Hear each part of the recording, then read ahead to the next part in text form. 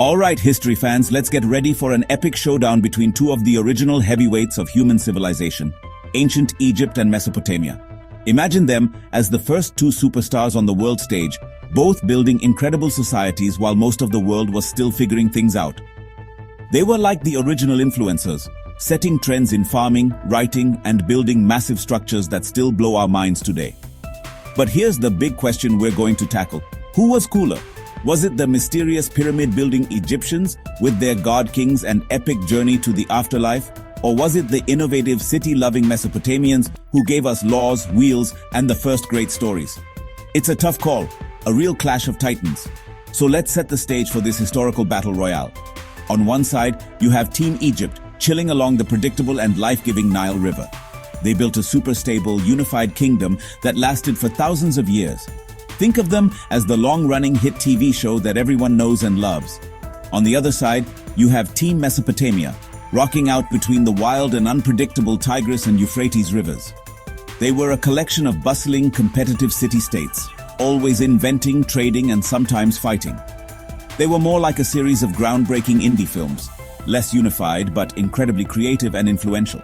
Both are awesome, but they are definitely not the same. In this essay, we're going on a whirlwind tour of these two ancient powerhouses. We'll look at where they lived and how their rivers shaped their entire worldview. We'll decode their strange and beautiful writing systems, hieroglyphs versus cuneiform, and see what they were writing about. We'll also climb their most famous buildings, the pyramids and the ziggurats, to figure out why they scraped the sky. We'll even dive into their beliefs about gods and what happens after you die, which, spoiler alert, were wildly different. The goal here isn't just to list facts, it's to understand what made each civilization tick and what made them so unique. By the end, you'll have the inside scoop on these foundational cultures. You'll see how Egypt's geography led to a society obsessed with order, gods, and eternity, while Mesopotamia's led to a focus on laws, cities, and dealing with a chaotic world. It's a story of how two different environments created two totally different, yet equally brilliant answers to the question of how to build a civilization from the ground up. So grab your metaphorical pith helmet and get ready to explore. Let's go on an adventure into the past to finally decide, in the great ongoing debate of history nerds everywhere, who was the cooler ancient civilization? First up, you can't understand Egypt or Mesopotamia without understanding their addresses. It's all about the rivers, my friends. Let's start with Egypt. Picture a long, green ribbon of life cutting through a vast desert. That ribbon is the Nile River. For the Egyptians, the Nile was everything. It wasn't just a source of water, it was their clock, their calendar, and their god all rolled into one. Every single year, like clockwork, it would flood gently, leaving behind a layer of rich black silt that was perfect for farming. This predictability made life stable. It meant Egyptian farmers knew exactly when to plant their crops and could count on a good harvest. This stability is key to understanding everything else about them. Now, let's travel east to Mesopotamia, a Greek name that literally means the land between the rivers. Those rivers were the Tigris and the Euphrates. Unlike the calm and predictable Nile, these two were wild, chaotic, and prone to violent, destructive floods. One year, they might bring just enough water, and the next they could wipe out entire villages without warning. This made life in Mesopotamia feel much more precarious and uncertain. The people here had to be masters of engineering, building complex irrigation canals and dikes just to control the water and survive. Their relationship with nature was less of a gentle partnership and more of a constant, high-stakes battle. This fundamental difference in geography shaped their entire outlook on life and government. In Egypt, the reliable Nile allowed for a single unified state to form early on. The pharaoh could control the entire length of the river, and the people saw this order as a reflection of the cosmic order of the universe. The gods were on their side, the Nile flooded on schedule, and the pharaoh kept everything in balance. It created a culture that valued stability, tradition, and a sense of timelessness. They believed that the way things were was the way things were meant to be, and they wanted to preserve that order for all eternity. Meanwhile, in Mesopotamia, the chaotic rivers led to a very different political landscape. Because life was so localized and dependent on controlling the immediate water supply, society organized itself into fiercely independent city-states. Places like Ur, Uruk, and Babylon were their own little kingdoms, each with its own ruler and its own patron god. There was no single unifying force like the Nile. Instead, Life was a constant hustle of competition, innovation, and alliance building between these cities. Their world felt unpredictable, so they focused on creating order here and now, through human ingenuity, strong walls, and written laws to manage their complex urban lives. When you have a successful agricultural society, you suddenly have time for other stuff, like inventing things. And both Egypt and Mesopotamia were brilliant innovation hubs. Let's start with writing, arguably the most important invention of all. In Egypt, we have the famous hieroglyphs. These were beautiful, intricate picture symbols that were often carved into the walls of tombs and temples. They were sacred and artistic, meant to last forever. But hieroglyphs were also really slow to write. So for everyday stuff like keeping records or writing letters, the Egyptians developed a faster, cursive script called hieratic and later demotic. Writing was a tool for preserving an eternal cosmic order. Over in Mesopotamia, they developed a completely different system called cuneiform. The Sumerians, who lived there first, invented it by pressing a wedge-shaped stylus into wet clay tablets. It started as pictures, just like hieroglyphs, but it quickly evolved into a more abstract system of wedge marks representing sounds. This made it incredibly adaptable, and many different cultures across the region used cuneiform for thousands of years. Because clay tablets are durable when baked, we have hundreds of thousands of them. They reveal a world of contracts, receipts, epic poems, and personal letters. Writing in Mesopotamia was a practical tool for a bustling, urban, commercial society. Now, let's talk about building big. When we think of Egypt, we think of one thing: pyramids. The Great Pyramids of Giza are the ultimate statement pieces.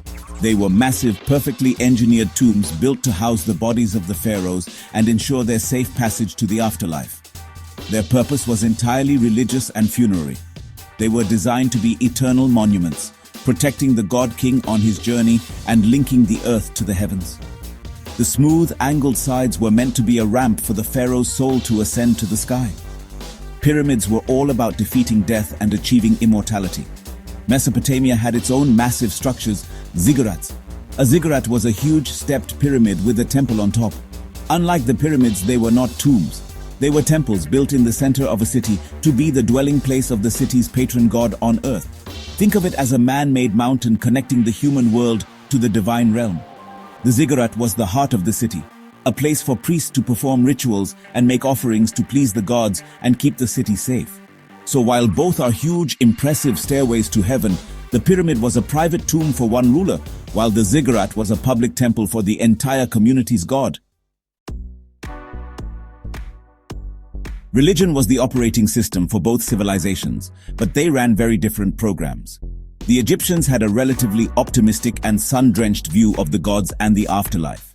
Their world was orderly thanks to the Nile, so they imagined the cosmos was orderly too. They had powerful gods like Ra, the sun god, and Osiris, the god of the underworld, who maintained this balance. The most important thing for an Egyptian was making it to the afterlife, which they pictured as a perfect, idealized version of their life in Egypt. It was a paradise called the Field of Reeds, and getting there was the ultimate goal.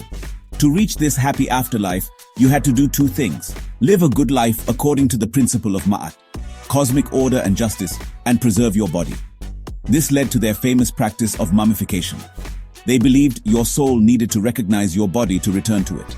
So, they developed an elaborate 70-day process to dry out and wrap the body, protecting it for eternity. They filled their tombs with everything a person might need in the next life: food, furniture, games, and even magical spells from the Book of the Dead to help them navigate the dangers of the underworld and pass the final judgment. Now let's hop over to Mesopotamia, where things were a lot gloomier.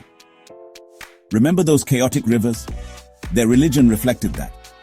The Mesopotamians were polytheistic, with hundreds of gods who were often powerful, unpredictable, and easily angered, much like their environment. They believed humans were created to be servants of the gods, and their main job was to keep these divine beings happy through constant worship and sacrifice. If you failed, the gods might send a flood, a famine, or a plague. Life was about appeasing these powerful forces to ensure survival in the here and now. Their view of the afterlife was frankly a total downer. They believed everyone, good or bad, went to the same place after death, a shadowy, dusty underworld often called the land of no return. It was a bleak, miserable place where souls wandered aimlessly, eating dust and clay. There was no judgment, no paradise, no hope of a blissful eternity. This grim outlook helps explain why Mesopotamians were so focused on this life. They sought immortality, not through the afterlife, but by making a name for themselves on earth, by building great cities, creating timeless laws, or having their deeds recorded in epic poems like the Epic of Gilgamesh. So, how were these societies organized? In Egypt, the social structure was as clear and rigid as a pyramid. At the very top was the pharaoh, who wasn't just a king, he was considered a living god on earth. His authority was absolute, and his job was to maintain Ma'at, or cosmic harmony. Below him were the nobles and priests, who managed the state and the temples. Then came the scribes and soldiers, followed by a huge class of skilled artisans and farmers who formed the base of the pyramid. And at the bottom were slaves. The whole system was centralized, unified, and incredibly stable for millennia because everyone knew their place. The structure of power in Egypt was directly tied to its geography. The Nile made it easy to travel and communicate along the length of the country, which allowed a single ruler to control a vast, unified territory. The pharaoh owned all the land and its resources, and the entire economy was based on a system of redistribution where farmers paid taxes in grain, which was then used to feed government officials, priests, and craftspeople. This created a highly organized, top-down society where the state, personified by the God King, was involved in almost every aspect of life. It was a model of long-term stability and centralized control. Mesopotamia, on the other hand, was much more fragmented. It was a patchwork of competing city-states, each with its own king. These kings were seen as the chief servants of the city's patron god, not as gods themselves. Their job was to lead the army, enforce justice, and make sure the temples were maintained. Power was more urban and localized. A king's authority came from his ability to protect his city and provide for its people. This led to a more dynamic, but also more unstable political environment where cities were constantly vying for dominance. Society was still hierarchical, but with a powerful class of priests and a growing middle class of merchants and traders.